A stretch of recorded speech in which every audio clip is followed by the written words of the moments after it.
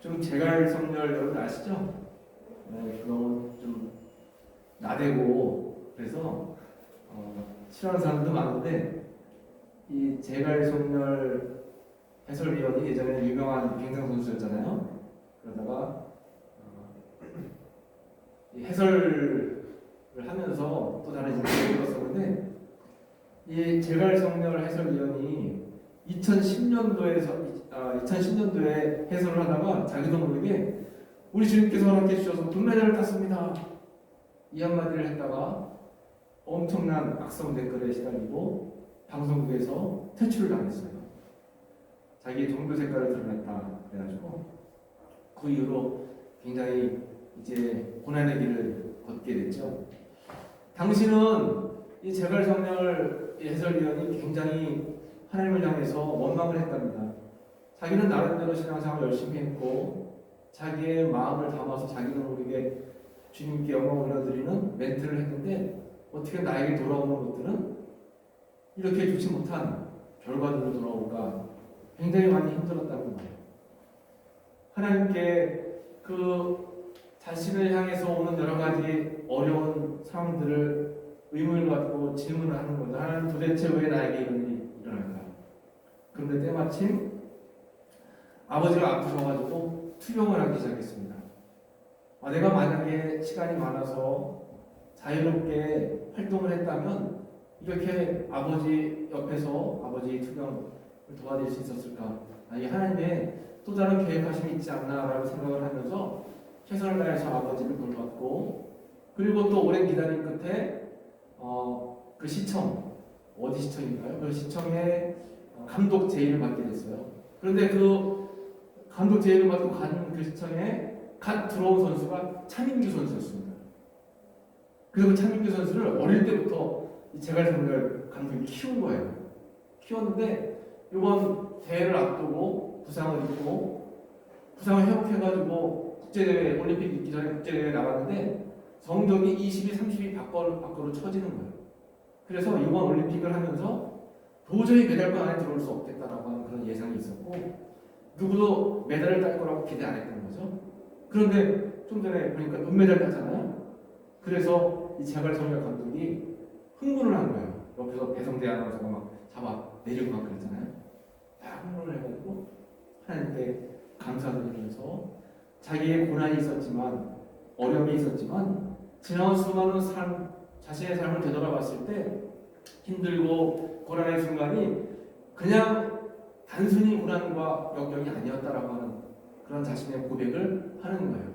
하나님은 40년 빙상 인생을 통해서 참고 기다리면서 헤쳐나가는 극기와 끝까지 도전하는 용기를 배우게 하셨다라고 하는 그러한 제갈성렬 위원의 고백이었습니다. 여러분, 우리가 살다 보면 이러한 질문을 할 때가 있죠. 하나님, 도대체 왜? 하나님 도대체 왜? 왜 나에게 이런 일들이? 왜 나만 이런 고난이? 왜 나와 우리 가족에게 이런 힘든 일들이? 라고 하는 그러한 질문을 우리는 살다 보면 누구나가 다 할 때가 있다라고 하는 것입니다. 도대체 왜? 고난을 하나님 주실까요?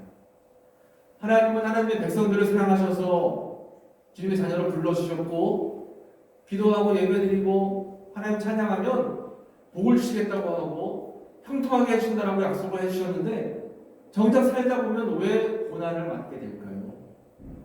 그거에 대한 우리는 질문을 하게 되는 겁니다.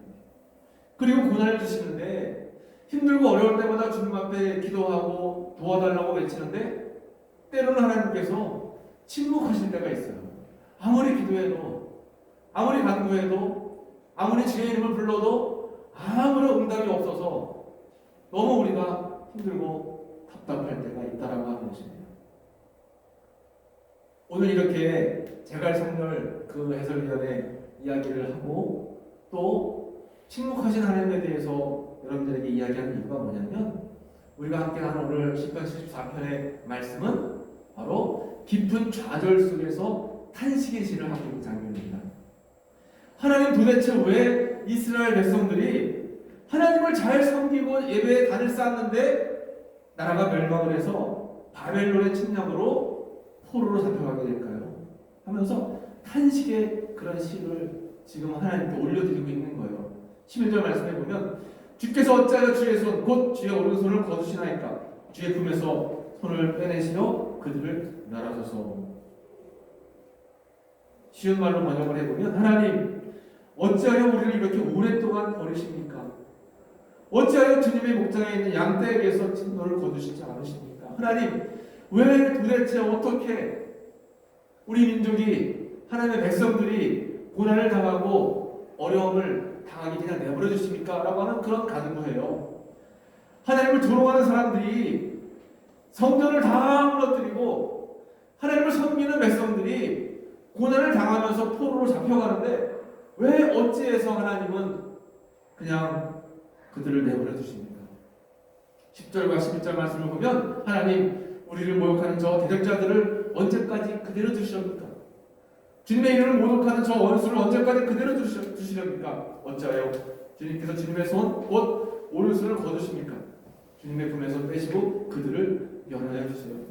나를 힘들게 하고 나를 어렵게 하고 내 마음에 상처를 주는 원수 같은 그들을 왜 하나님께서 내버려 두십니까? 그들을 멸해 주세요. 그들을 진멸해 주세요. 하고 지금 이 시인은 시편의 시인은 하나님 앞에 간절하게 탄원의 시를 올려드리고 있는 것입니다. 그런데 하나님은 침묵하십니다. 아무 말씀도 안 하시는 거예요. 그 침묵이 너무 길어져서 70년이라는 시간이 걸렸어요. 70년 동안 하나님께서 아무 말씀도 하시지 않는 겁니다. 여러분 우리의 삶 속에서도 그런 경우가 있잖아요. 여러분 힘들고 어려울 때 하나님 도와달라고 간절히 간구하는데 하나님께서 아무 응답을 해주시지 않는 경우가 있어요. 그러면 그 모습을 보면서 주변에 하나님을 믿지 않고 교회를 다니지 않는 주변 사람들, 주변 친구들이 더 조롱하는 경우가 있어요. 야 하나님이 계시면 너한테 왜 그런 일이 생겨? 너 도와달라고 기도하는데 왜 아무 하나님 도우심이 없을까? 하면서 주변에서 더 우리를 조롱하고 그리스도인들을 비난하는 경우가 있다라고 하는 것입니다. 계속되는 고난 앞에서 탄식의 기도를 드리고 있는 시인의 모습이 때로는 우리의 모습이 아닐까 생각이 들어지는 것입니다. 그런데 여러분 우리에게 고난이 있고 우리에게 아픔이 있고 또 하나님께서 침묵하신다면 불평하고 원망하는 것보다는 깊이 하나님의 뜻이 무엇인가를 생각해 봐야 됩니다. 하나님이 행하시는 일에는 아무런 이유 없이 행하시는 경우가 한 번도 없어요. 다 주님의 뜻이 있고 주님이 우리에게 들려주시고 싶은 그러한 하나님만의 방법이 있다라고 하는 것입니다. 이스라엘과 예루살렘 유대인들은 왜 멸망했을까요? 그것은 바로 죄의 징계였어요. 이스라엘 백성들이 하나님께 예배를 드렸습니다.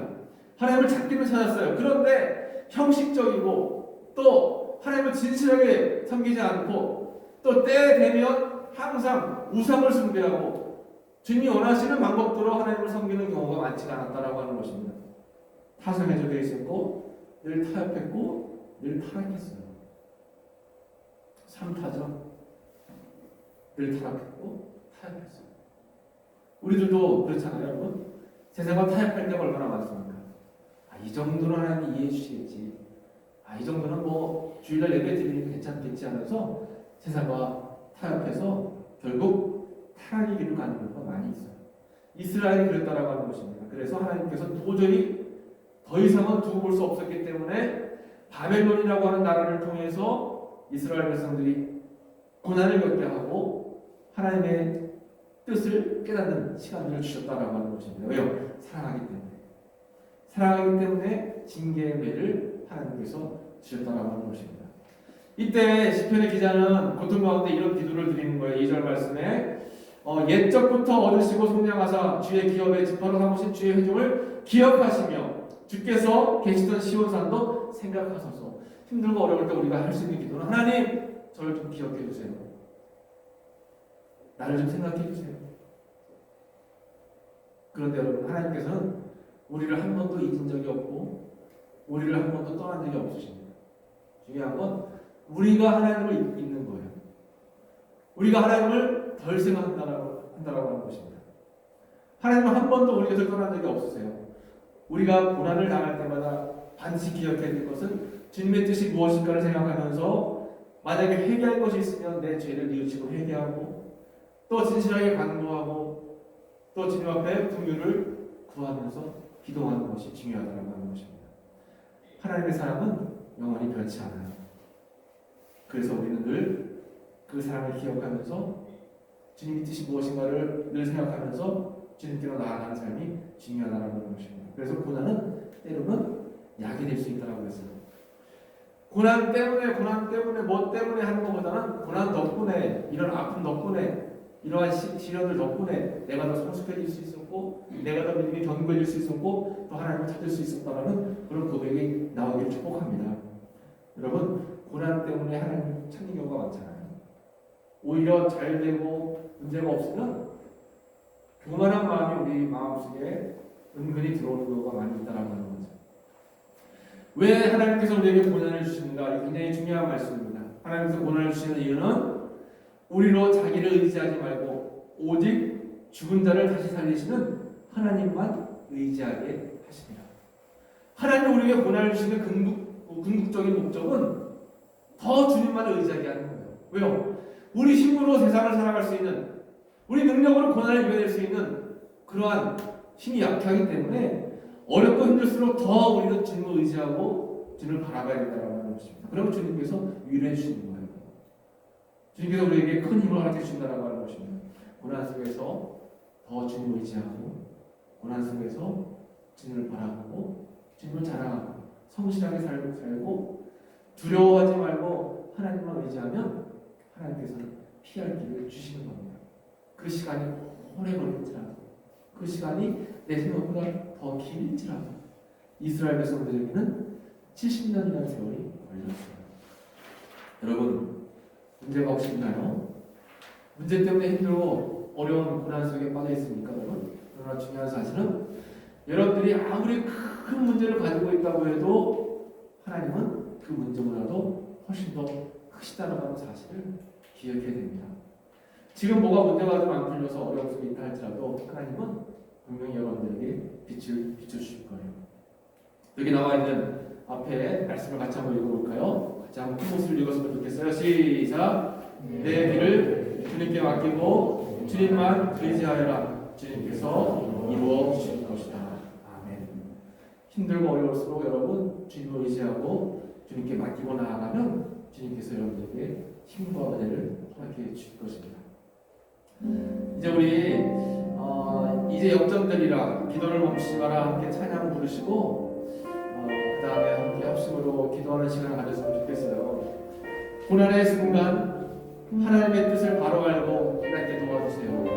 그리고 포기하지 않고 끝까지 주님만 의지하게 하시고 고난 속에서도 믿음을 잃지 않고 나에게 고난이 닥쳤다라고 하는 것은 주님이 나를 더 찾고 계시다라고 하는 의미입니다. 내 어떠한 어려움과 문제가 해결되지 않는다라고 하면 더 하나님께 의지하라고 하는 주님의 사인일 수 있어요. 더 주님을 의지하시는 여러분 되시길 축복합니다. 주님이 해답이고 주님이 해결할 수 있는 그러한 유일한 길이다라고 하는 사실을 우리는 절대 잃어버리면 안 돼요. 이스라엘 백성들이 나라를 잃고 70년간 어려움 속에 있었지만 하나님은 한 번도 한시도 이스라엘 백성들을 잊거나 생각하지 않으신 적이 없어요. 지금 여러분들이 계획하는 것들이 뜻대로 잘 안 된다고 할지라도 하나님은 다 알고 계시고 여러분들을 향한 계획들을 가지고 계시다라고 하는 것입니다. 중요한 것은 우리가 그 하나님을 의지하는 두려워하지 않고 하나님을 의지하는 그 믿음이 필요하다라고 하는 거예요. 이제 역전되리라. 여러분 주님을 의지하면서 또 의뢰하는 마음으로 함께 찬송 부르고 찬양하고 합심으로 기도하는 시간을 갖겠습니다. 기도를 멈추지 마라. 기도를 멈추지 마라. 눈앞에 상황이 마음을 열어도 멈추지 마라. 멈추지 마라. 너희를 지켜라.